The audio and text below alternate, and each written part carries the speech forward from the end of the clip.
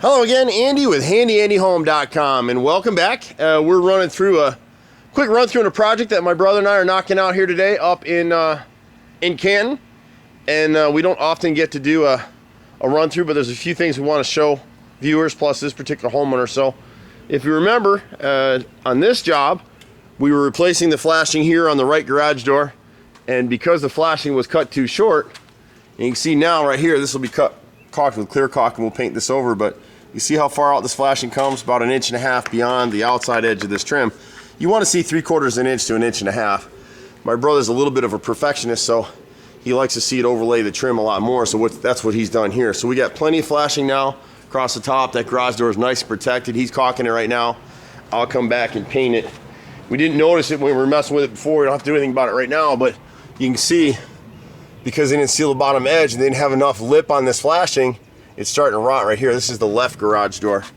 So there's a company in Atlanta that just painted this house maybe a year or so ago, maybe a year and a half.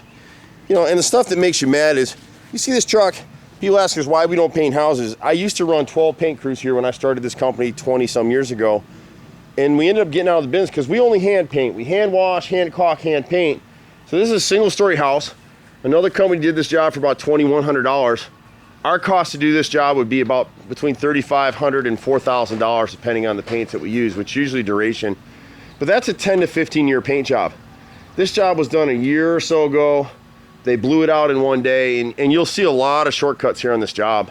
And it just is what it is. So the siding looks decent, you know, for what it is. You got a few things going on in this house, and I'll jump around a little bit. We caught this before, but if you're watching this one for the first time, if you see these gutters right here, you'll see there's 2 screws through the center of the bottoms. That's how they make these mitered corners. You can make a mitered corner, but you need to seal it, and you need to keep those screws up high. Don't go putting screws and rivets through the bottom of the gutter. It's going to leak and rot. It's just starting to cause some rot right here. So we're going to go ahead and probably seal this corner gutter right here. The fascia is not rotted yet, so if we seal the gutter, that'll prevent us from having to repair this fascia. But you can see the soffit is starting to catch water. You see those little splits? That lets you know it's just starting to rot. And that's what happened over here on this side of the house. We talked to you about open toe board holes. This roof is too slick for me to get up on here today. But you can see it a little bit better now where my brothers come in here, and either he or one of the boys sealed this stuff up. You'll see some black dots. They're shiny dots because they've been sealed with clear elastomeric sealant. See how they look like dime size? Those are holes through the roof. And so the combination of the toe board holes that were nailed here, in fact, you see one a little bit further up the roof line right here. This particular customer right there, this particular customer really needs us to come back. This roof, I'd say, probably has still another 3 to 5 years on it. It is a defective shingle that there was a lawsuit over, but it's losing a lot of grit and granule, but it's still serviceable until these shingles start to lift more, and they're not.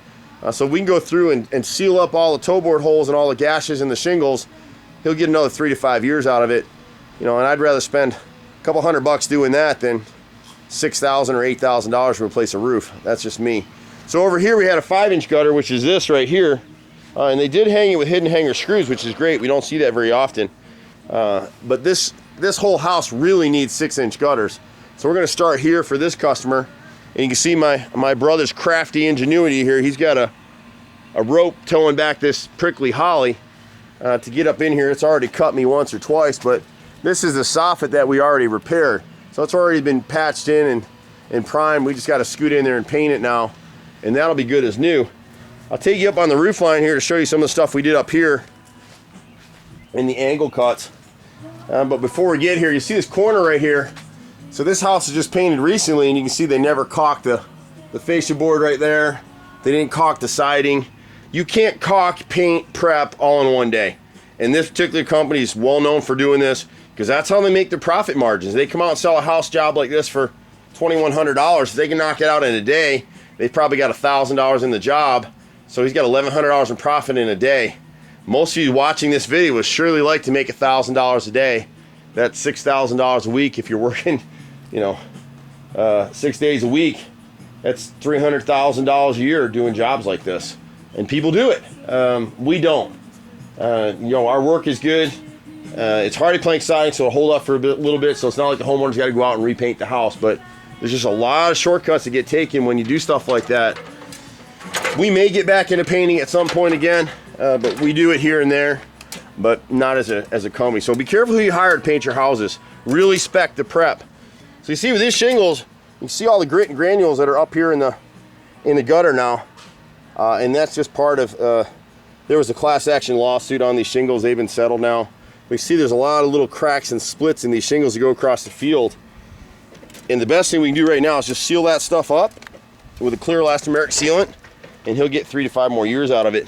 You can see where there's a nail coming through the shingles right here. That's kind of stuff you want to seal up. And that's true on any roof. Even if the shingle's not defective, you can better get a better view over here. We're looking over that area we were just working at. And what they do is they nail toe board holes, and that's what those circle holes are from. They nail 2 sets of boards so they can work up the roof. They filled them with tar. In fact, you can see a tar field right there. They filled a hole, but that's only good for about 90 days in our heat and our weather. So you got to use clear elastomeric sealant. You can see where somebody came up here, probably the painters. This is hardy plank trim. Someone broke it off here, and they just scabbed in a piece that it's not even cut right. You can see the division. They just slapped some caulk in it and let it go. This is what we just did. And you can see the painters here on this sash window.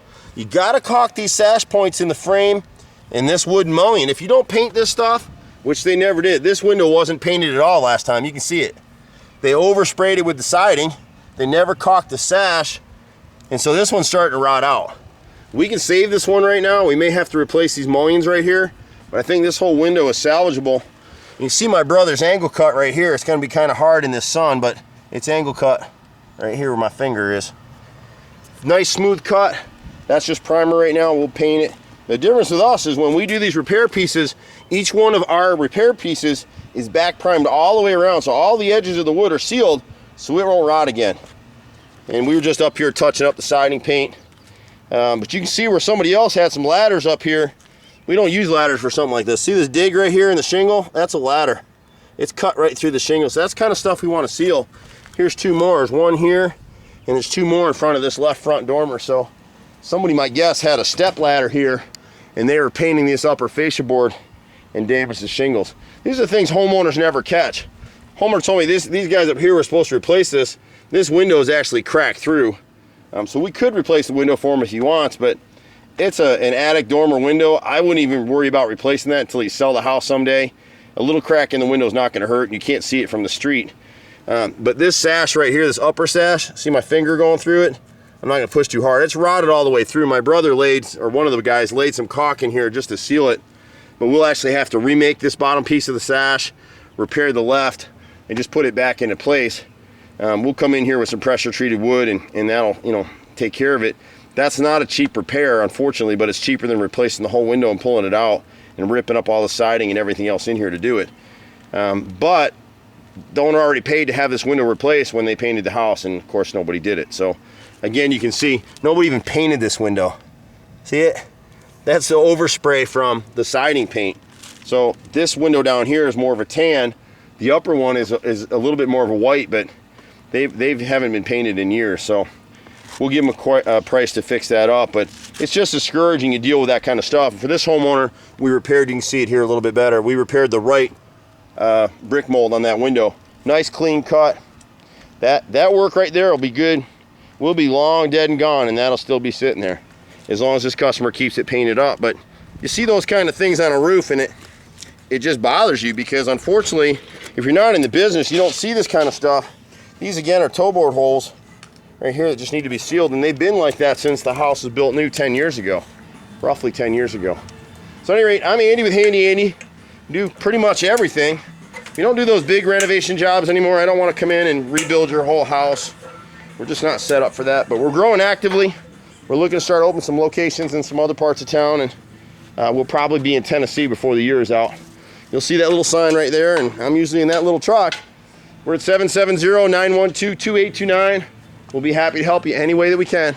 Take care. See you at the next house. We pretty much do everything, so give us a shout. A lot of carpentry work, handyman work, anything from an hour to a week is pretty much our forte. Take care. Bye-bye.